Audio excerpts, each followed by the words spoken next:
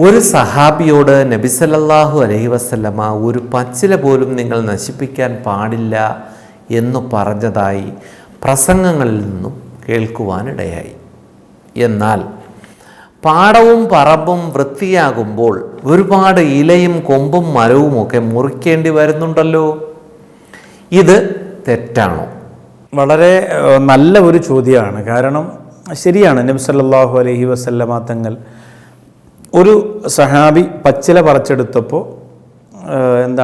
നീ ഒരു അക്രമമാണ് ചെയ്തത് എന്നും നബി സല്ലല്ലാഹു അലൈഹി വസല്ലം തങ്ങൾ പറഞ്ഞു. കാരണം ആ ഇല നമുക്കൊരു ഉപദ്രവവും ചെയ്തില്ല, നമ്മൾ അതിനെ വെറുതെ നുള്ളി നശിപ്പിച്ച് കളയരുത് എന്നാണ് അതിൻ്റെ അർത്ഥം. പക്ഷേ ഇവിടെ ഈ ചോദ്യകർത്താവ് പറയുന്ന പോലെ ചില സമയത്ത് നമ്മുടെ വീടും പരിസരവും ഒക്കെ ഇങ്ങനെ വൃത്തിഹീനമായി കിടക്കുന്ന ഒരു സാഹചര്യം ഉണ്ടാവും. പുല്ലൊക്കെ കയറി കാട് പിടിച്ച് കിടക്കുമ്പോൾ വൃത്തിയാക്കണമല്ലോ. അപ്പോൾ അങ്ങനെ വൃത്തിയാക്കുമ്പോൾ അതിന് ശിക്ഷ കിട്ടുമോ? അതും ഒരു അക്രമമല്ലേ എന്നല്ല, അതങ്ങനെ വൃത്തിയാക്കാം. കാരണം അതിൻ്റെ അകത്ത് മനുഷ്യനെ ഉപദ്രവിക്കുന്ന വസ്തുക്കളുണ്ടാവും, പാമ്പുണ്ടാവും, മറ്റ് വിഷജന്തുക്കളൊക്കെ ഉണ്ടാവും.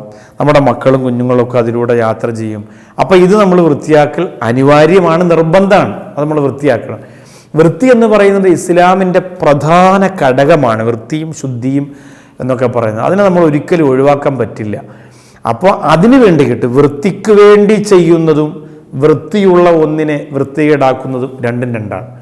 ഇവിടെ നബി സല്ലല്ലാഹു അലൈഹി വസല്ലമ തങ്ങൾ ആ സഹാബി അക്രമി എന്ന് വിളിച്ചത് വൃത്തിയോടെ നിൽക്കുന്ന ഒരു പച്ചിലയെ വൃത്തികേടാക്കിയത് കൊണ്ടാണ്, അല്ലാതെ വൃത്തികേടായി കിടക്കുന്ന സ്ഥലത്തെ വൃത്തിയാക്കിയത് കൊണ്ടല്ല. മനസ്സിലായി കാണുമെന്ന് വിശ്വസിക്കുന്നു.